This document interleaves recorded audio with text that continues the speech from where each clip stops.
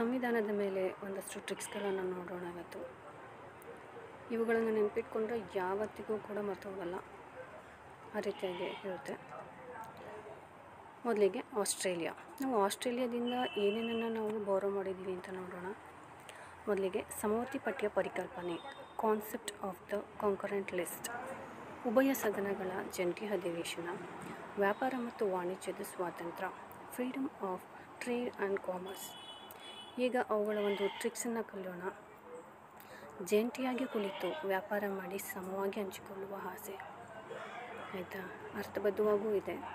ಒಂದು ಸರಿ ಕಲಿತ್ರೆ ಅದು ನೆನಪಲ್ಲೂ ಉಳಿಯುತ್ತೆ.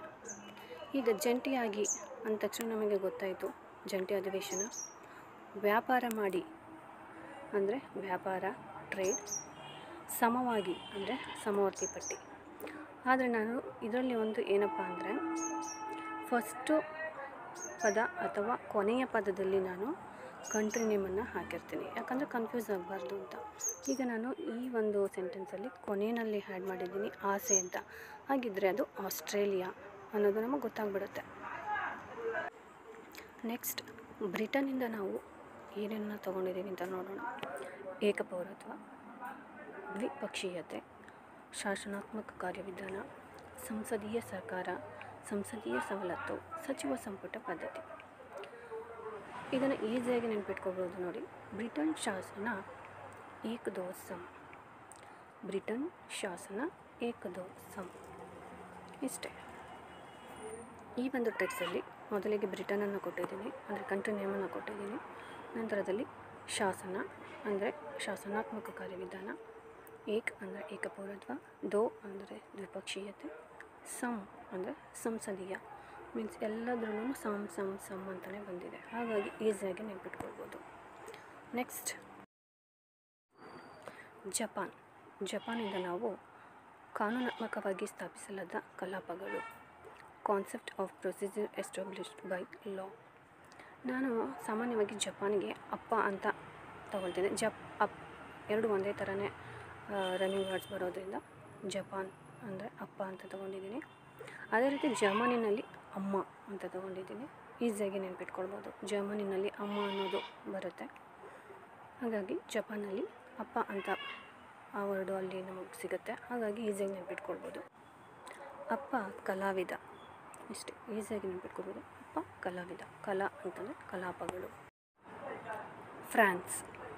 ಕಾನ್ಸೆಪ್ಟ್ ಆಫ್ ರಿಪಬ್ಲಿಕ್, ಗಣರಾಜ್ಯದ ಪರಿಕಲ್ಪನೆ, ಪ್ರಸ್ತಾವನೆಯಲ್ಲಿನ ಸ್ವಾತಂತ್ರ್ಯ, ಸಮಾನತೆ ಮತ್ತು ಭ್ರಾತೃತ್ವ. ಇದನ್ನು ಪಬ್ಲಿಕ್ನಲ್ಲಿ ಸ್ವತಂತ್ರವಾಗಿ ಜೊತೆಗೆ ಸಮಾನರಾದಂಥ ವ್ಯಕ್ತಿಗಳು ಭಾಗಿಯಾಗಿದ್ದರು ಅಂತ ನೀವು ಅಂದ್ಕೊಳ್ಳಿ. ಭಾಗಿಯಾದ ಫ್ಯಾನ್ಸ್. ಪಬ್ಲಿಕ್ನಲ್ಲಿ ಸ್ವತಂತ್ರವಾಗಿ ಭಾಗಿಯಾದ ಫ್ಯಾನ್ಸ್.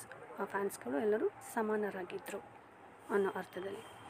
ಇವಾಗ ನಮಗಲ್ಲಿ ಎಲ್ಲವೂ ಸಿಕ್ತು. ಪಬ್ಲಿಕ್ ಅಂತಂತಂದರೆ ರಿಪಬ್ಲಿಕ್, ಸ್ವತಂತ್ರವಾಗಿ, ಸ್ವಾತಂತ್ರ್ಯ, ಸಮಾನತೆ. ಫ್ಯಾನ್ಸ್ ಅಂತ ನಾನು ಮೊದಲೇ ಹೇಳಿದ್ನಲ್ಲ, ಈ ಸೆಂಟೆನ್ಸಲ್ಲೇ ಕೊನೆಯಲ್ಲಿ ನಾನು ಕಂಟ್ರಿ ನೇಮನ್ನು ಬರೋದ ರೀತಿ ಹಾಕಿದ್ದೀನಿ. ಫ್ರಾನ್ಸ್. ಫ್ಯಾನ್ಸ್ ಅಂದರೆ France. Canada. Appointment of governors, ರಾಜ್ಯಪಾಲರುಗಳ ನೇಮಕಾತಿ, ಒಕ್ಕೂಟ ವ್ಯವಸ್ಥೆ ಅಂದರೆ ಫೆಡರಲಿಸಮ್, ಮತ್ತು ಶೇಷಾಧಿಕಾರಗಳು. ಇದನ್ನು ನಾವಿಲ್ಲಿ ಯಾವ ಗ್ರಾಮರ್ ಯೂಸ್ ಮಾಡ್ತಾಯಿಲ್ಲ, ಸುಮ್ಮನೆ ನೆನಪಲ್ಲಿ ಇಟ್ಕೊಳ್ಬೇಕು ಅಂತ ಈ ರೀತಿ ಮಾಡಿರೋದಷ್ಟೇ. ಕ್ಯಾನ್ ರಾಜ್ಯಪಾಲ ಫೈಟ್ ಶೇರುವ